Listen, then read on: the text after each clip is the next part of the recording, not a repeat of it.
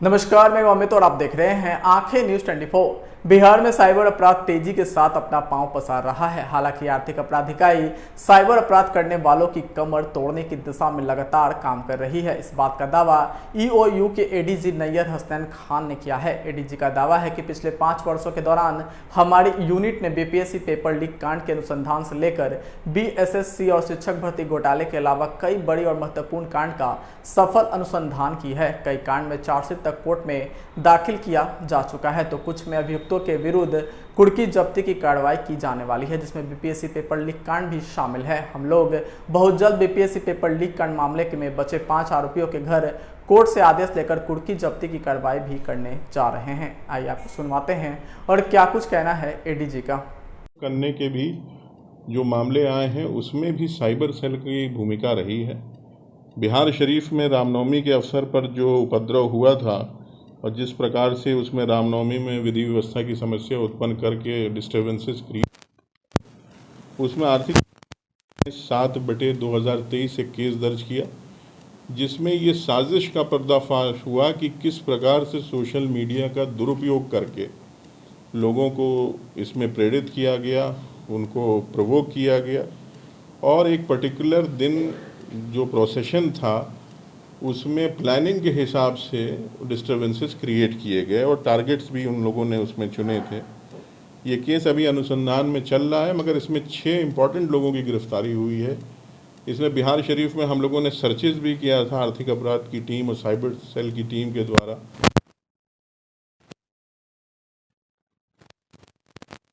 और इस प्रकार के डेटा मिले जिससे हमें पुख्ता सबूत मिले कि जो भी हमारे इस साइबर सेल के द्वारा अपना जो उन्होंने बेसिक होमवर्क किया था उसमें जिन लोगों को आइडेंटिफाई किया था उनकी भूमिका उसमें प्रमाणित हुई।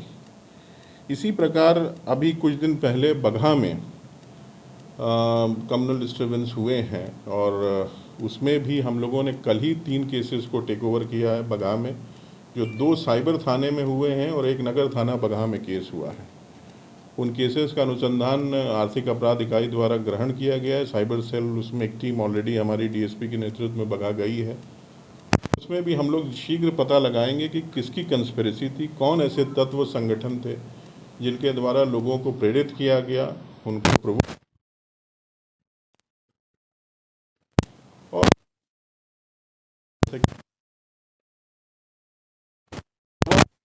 केसेस हैं और गैजेट्स को हैक करने का है। वो आपको सारी लिस्ट हम लोग बता देंगे, अभी आपके साथ शेयर भी करेंगे।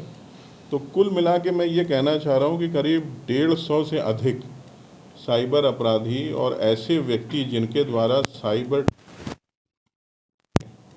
अपराध किए गए, उनकी गिरफ्तारी पिछले 6 महीने से लेकर अब तक की अगर लगभग 7 महीने में ऐसे इतने व्यक्तियों को गिरफ्तार पूरे बिहार में किया गया है और बहुत से लोगों पर ये केसेस चल रहे हैं। हम लोग इसमें फाइनेंशियल इन्वेस्टिगेशन पर भी तवज्जो दे रहे हैं और शीघ्र हो सकता है जो प्रोसीड्स ऑफ क्राइम से इन लोगों ने इनकम से अपनी संपत्ति बनाई है उसके विरुद्ध भी हम लोग कार्रवाई करेंगे, चाहे वो हमें ईडी की तरफ से जाना पड़े या हमारे जो कानून में जो प्रावधान है उनके तहत, मगर वो कार्रवाई भी ऐसे लोगों के विरुद्ध की जाएगी जिनके विरुद्ध फाइनेंशियल इन्वेस्टिगेशन के साक्ष्य हमारे पास आएंगे। साइबर की ट्रेनिंग से रिलेटेड हैं, मैं कई केसेस में साइबर की मदद ली है और उसके आधार पे हम लोगों ने उसमें डिटेक्शन भी किया है। वो मैं आपको शॉर्ट में बताना चाहूँगा कि इसमें सबसे पहला हम लोगों ने जो था प्रारंभिक परीक्षा हुई थी उसका वायरल हो गया था क्वेश्चन पेपर, और उसके बाद ये केस पहली बार इकोनॉमिक ऑफेंसेस यूनिट को दिया गया, केस दर्ज हुआ और केस दर्ज होने के तुरंत बाद हम लोगों ने इसमें अनुसंधान किया। इसमें आप जानते हैं कि बिल्कुल ही ये अननोन केस था। एक किसी अननोन सेंटर से पेपर लीक हुआ था जो वायरल हुआ, मगर साइबर सेल की मदद से इसमें एक एसआईटी गठित की गई थी जिसमें पुलिस अधीक्षक आर्थिक अपराध इकाई उसका नेतृत्व कर रहे थे और इसकी मॉनिटरिंग सभी लेवल पे हो रही थी, हमारी लेवल पर और डीआईजी जो थे उस समय उनके द्वारा। तो इसमें कुल मिलाकर विद इन 2 to 3 months हम लोगों ने नॉट ओनली जहाँ से पेपर लीक हुआ वायरल उस पर्टिकुलर सेंटर का पता किया, वहाँ के जो संलिप्त लोग थे उनकी गिरफ्तारी की गई और जहाँ जहाँ जो गैंग इसमें इन्वॉल्व हुआ, जो लोग इसमें सम्मिलित थे, जिनके द्वारा इस पेपर को वायरल किया गया, उन सभी लोगों की गिरफ्तारी हुई। उसमें कुछ पब्लिक सर्वेंट्स भी थे और कुल मिला के 18 लोग अरेस्ट हुए थे और करीब 5 के विरुद्ध हम लोगों ने अभी भी इन्वेस्टिगेशन में वो फरार हैं, उनकी कुर्सी जब्ती की कार्रवाई अलग से की जा रही है। तो ब्रेक थ्रू हुआ था उस समय और ये केस का डिटेक्शन साइबर सेल की पूरी मदद और सहयोग से हुआ था। उसी के कुछ दिनों के बाद इसमें एक और केस हुआ था, वो है कोतवाली थाना में एक व्हाट्सएप डिस्प्ले पिक्चर का हुआ था, जो माननीय मुख्य न्यायाधीश पटना उच्च न्यायालय से उनकी फ़ोटोग्राफ लगाकर अमेज़ॉन गिफ्ट कार्ड पर पैसे मांगे जा रहे थे और उस केस को भी हम लोगों ने डिटेक्ट किया। इन्वेस्टिगेशन उसका भी बिल्कुल साइबर सेल और उसमें भी एक व्यक्ति को गिरफ्तार किया गया जिसके द्वारा ये पूरा षड्यंत्र रचा गया था। उसके कुछ ही दिनों के बाद BSSC का भी पेपर प्रश्न पत्र लीक हुआ था और इसका भी एक SIT गठित करके पुलिस अधीक्षक आर्थिक अपराध इकाई के नेतृत्व में हम लोगों ने कार्रवाई कराई और इस केस का भी उद्भेदन हुआ और इसमें कुल 5 लोग गिरफ्तार हुए थे।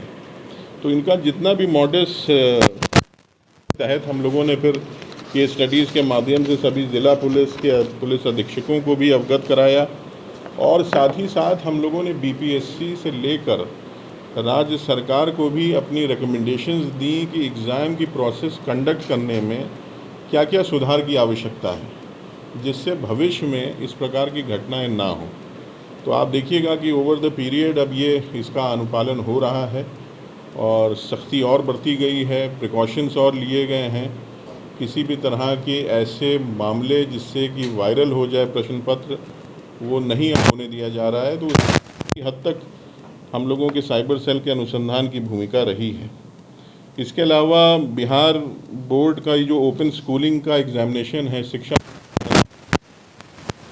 बड़ा रैकेट एक चल रहा था जो जाली सर्टिफिकेट्स इशू करने का था, उसमें वो केस भी हम लोगों को साइबर सेल को दिया गया था। जो आर्थिक अपराध /22 नंबर वो केस था, उस केस का भी अनुसंधान करते हुए इसमें 1 दर्जन लोग और इसमें पूरा पर्दाफाश हुआ। इसमें नकली सर्टिफिकेट्स किस प्रकार से बनाए जा रहे थे, मार्कशीट्स मैनिपुलेट की जा रही थी और जो भी इसमें मुख्य लोग दोषी थे उनके घर से रिकवरी भी काफ़ी। अगर आपने अभी तक हमारे चैनल को सब्सक्राइब नहीं किया है तो हमारे चैनल को जल्द से जल्द सब्सक्राइब करें, लाइक करें, शेयर करें और कमेंट करें। क्या आप पत्रकारिता के क्षेत्र में अपना कैरियर बनाना चाहते हैं? तो आज ही Royal Ashoka Institute of Mass Communication and Journalism में अपनी जगह सुनिश्चित करें। आर्यभट्ट ज्ञान विश्वविद्यालय पटना से मान्यता प्राप्त 100% प्लेसमेंट के साथ royal Ashoka Institute of Mass Communication and journalism नामांकन जारी है।